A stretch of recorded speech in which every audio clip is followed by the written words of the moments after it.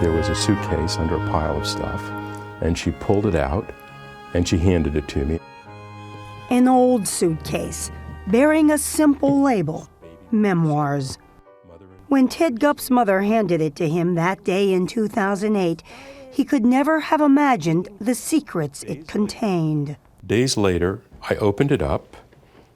I popped the latches, I opened it up, and then inside this were stuffed a couple of hundred letters. They were all from the same week in December of 1933. They were all addressed to someone named Mr. B. Virdot.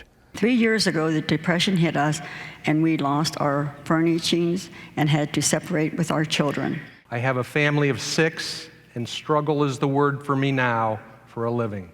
This was a portal on the Great Depression and its impact on individual lives and on the life of a community, Canton, Ohio, my hometown. This is a steel mill town. This is a town where they made things that were hard and tough. Gupp, a reporter and author, knew that his hometown, like the rest of the country, suffered during the Great Depression. People were being laid off left and right. There were a couple of banks here in town that failed. Life savings were gone. In 1933, there was nothing to catch these people if they fell. They just descended and they could watch themselves and their children starve. You can almost feel their desperation in the letters Ted Gupp found in that old suitcase.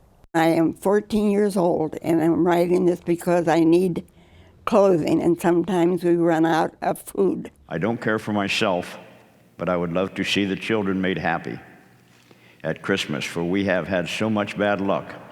Last year, they had no Christmas. And then Gupp discovered what prompted the letters. An ad in the town paper, the Canton Repository, offering small gifts to struggling families. So they will be able to spend a merry and joyful Christmas. The writer pledges that their identity will never be revealed. Please write B. Virdot, General Delivery, Canton, Ohio. At first, Gupp was baffled. Who was B. Virdot? And then, all of a sudden, click, The you light realized went on. it was your grandfather who must have been this benefactor? B. Virdot was an invention of his, an amalgam of his 3 daughters' names, Barbara, Virginia, and Dorothy, known as Dotsy. Ted's mom is Virginia. Did you remember your parents being involved, or had you ever heard of this before? No, I do not think so. I said. But she is not surprised at the generosity of her father, Sam Stone, who owned this elegant house and a successful Canton clothing store. Any stray person who had a real problem, a down-and-out person, yes, my father was interested in. Your dad was Jewish. Yes. But he wanted to give kind of a Christmas gift. Why do you think that was? Dad loved Christmas, and it was a spirit of giving. It looks pretty dark sometimes, but we still hold on to that ray of hope. Ted Gupp believes there must have been many more people who wrote than the 150 his grandfather helped with a small check. You can see they're all on the George D. Harder Bank for $5. And while it may not sound like much, today it would be like getting nearly $100. It wasn't going to reverse the momentum of the Great Depression, but it could reverse the feeling of isolation and abandonment for these families. I got to see your mother. I'm not going to forget you. So nice. Well, you look great. And I'll be... Hello, how are you? I'm glad. Hey, how are you? Ted Gupp started tracking down the descendants of the families.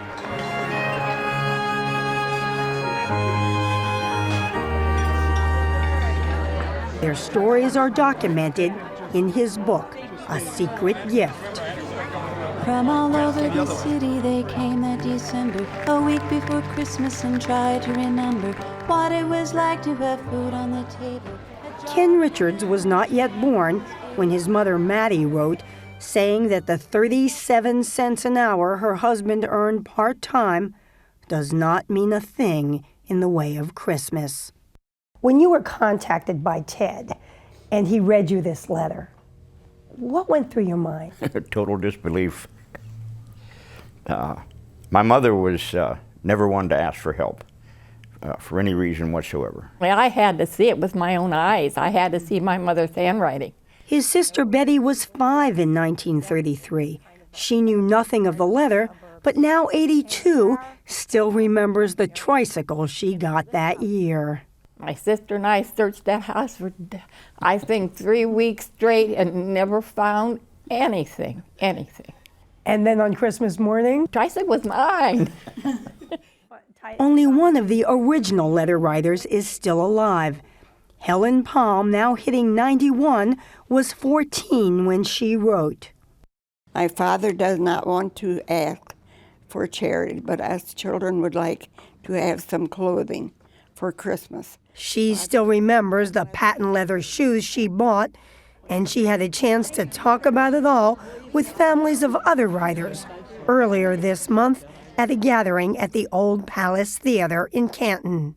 It's a night to remember our parents and our grandparents, those who went before us and who sacrificed a great deal that perhaps we might have a better life. Ted Gupp also told the audience he now knows that the man who gave the secret gift had a secret of his own. Gupp's grandfather, the Jewish clothing store owner Sam Stone, had always claimed to be born in Pittsburgh. But Gupp learned he was really born in Romania, arriving penniless in the U.S. in 1902 to escape religious persecution, a past he wanted to forget. I now believe that he intentionally reached out to the wider and Gentile community of Canton because he wanted to express his gratitude to the community and to the country for accepting him when other countries did not and providing him a home. And that community will never forget his generosity. I put my arms around him and I just kiss him and thank him for being so kind. It all happened almost 80 years ago, and yet this past week, history repeated itself in Canton, Ohio. A story front and center in the town newspaper offered $100 to folks in need, in the spirit of B. Virdot.